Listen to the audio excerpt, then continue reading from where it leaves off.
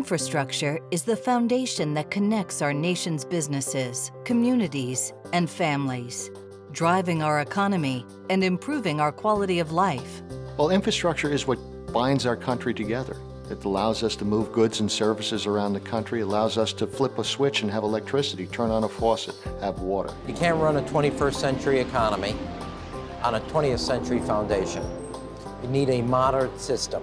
Quality infrastructure is critical to economic development and economic growth, and it's important that a state has a plan of action, has timetables, has measurable results, puts the funding behind it to take care of their infrastructure. If a city is not investing in itself, it's probably not going to be able to attract that next generation of people with choices. The American Society of Civil Engineers 2013 Report Card for America's Infrastructure is a comprehensive assessment of current infrastructure conditions and needs across 16 categories. It's a snapshot in time that says, how are we doing as a nation in maintaining and modernizing our infrastructure?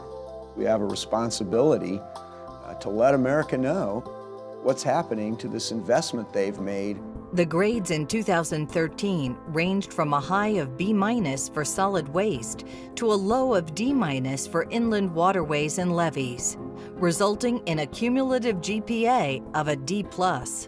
Chicago Transit Authority is over 100 years old. Some of our elevated tracks date from the 1800s. We have water mains in Washington, D.C.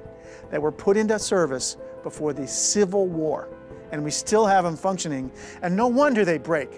But we've got an outdated system. As far as the ports are concerned, there's certainly need for investment in the infrastructure on both the water side as well as on the land side. About 42% of American roads are in poor condition, and it costs Americans about $101 billion a year in lost wages, wasted time. We are behind. Between now and probably 2040 or 2050, we'll effectively be replacing the electric system. We are playing catch-up for a quarter century of not paying a lot of attention. We've lost that instinct to have the best infrastructure projects, and I think we're going to suffer for it long term. It's not only a challenge that Illinois faces, I think that's a challenge we face across the country. We are an aging, crumbling infrastructure. We need leaders to step out and say, at the federal level, the state level, and the local level, we need them to step out and say infrastructure is important. If our infrastructure doesn't work for us now, what about the future when we have more people?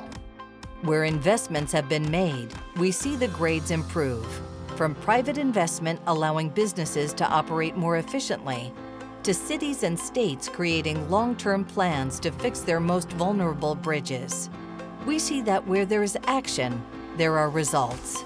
We saw 6 categories improve their grades over the last 4 years.